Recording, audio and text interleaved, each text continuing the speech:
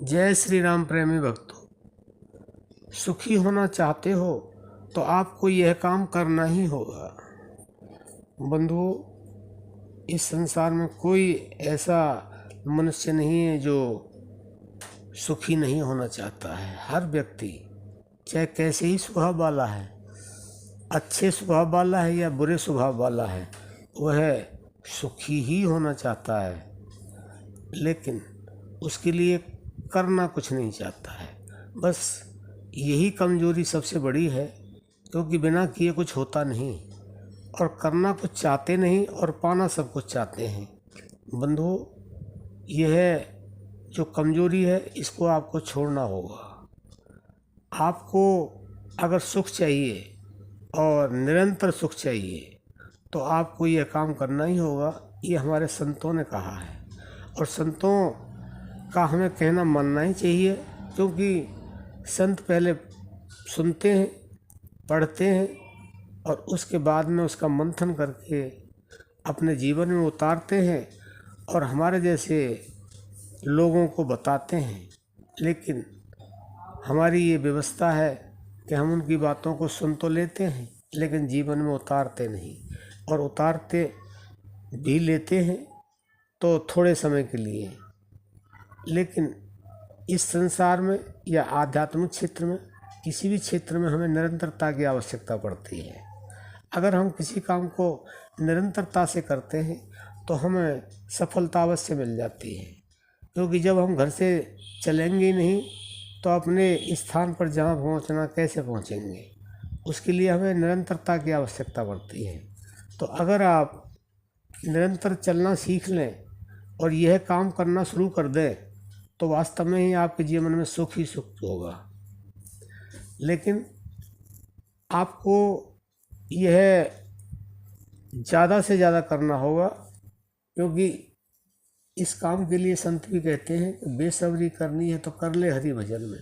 तो आपको हरि का भजन करना होगा, राम नाम जप करना होगा, और कोई ऐसा तरीका नहीं है जिससे स्थायी सुख मिल जाए। सुख तो आपको अभी भी मिल रहा है,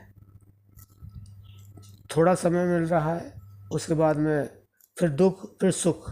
लेकिन स्थायी सुख के लिए तो आपको राम नाम जप करना ही होगा, और वह भी विश्वास के साथ करना होगा और निरंतरता से करना होगा। बंधुओं, अगर आप निरंतरता से और विश्वास के साथ हरि का नाम स्मरण करें, राम नाम जप करें और प्राणों के द्वारा करें, क्योंकि राम नाम जप, हरि का नाम कितने प्रकार से जपा जाता है। कोई वाणी से बोलते हैं, कोई होठ और जीव से बोलते हैं, कोई मानसिक करते हैं। लेकिन जो प्राण जप है वो हमारे संतों ने सर्वोत्तम उच्च श्रेणी का बताया है, और उससे वह सुख मिलता है। और सुख ही नहीं, सुख से ऊपर एक स्थिति आनंद की होती है जिसे वाणी बता नहीं सकती है। बताना चाहती है वाणी, लेकिन उसके अंदर इतना सामर्थ्य नहीं होता है, उसके अंदर इतनी पावर ही नहीं होती है कि उस आनंद को बता सके। क्योंकि आनंद एक अनुभव की चीज़ है। सुख का तो पता चल जाता है लेकिन आनंद का पता नहीं चलता। आनंद इस संसार में भी है लेकिन वह क्षणिक है। कभी अभी आनंद हुआ और उसके बाद में ख़त्म। लेकिन जो संत हमें ये समझाने का प्रयास कर रहे हैं कि आप इस काम को करेंगे तो आपको सुख ही नहीं, आनंद भी प्राप्त होगा, और इतना होगा कि आप उससे बाहर निकल नहीं पाएंगे। अखंड आनंद होगा, और वही परमात्मा है, वही परमात्मा का धाम है। क्योंकि परमात्मा का धाम, परमात्मा का आनंद, परमात्मा ये कोई अलग नहीं है, ये एक ही चीज़ है, बस केवल समझने का फ़र्क है। अगर आप यह काम करेंगे, इस तरह से भजन ध्यान स्मरण करेंगे, तो आप परमानेंट रूप से, स्थायी रूप से सुखी होंगे और आनंदित होंगे, और आपको वह प्राप्त होगा जो आपको चाहिए।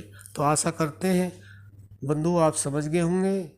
आप यह काम अवश्य करेंगे और अपने जीवन को आनंदित बनाएंगे, अपने जीवन में परमानेंट सुख पाएंगे, और आपको जो चाहिए वह मिलेगा भी। अब हम अपनी वाणी को विराम देते हैं। जय श्री राम।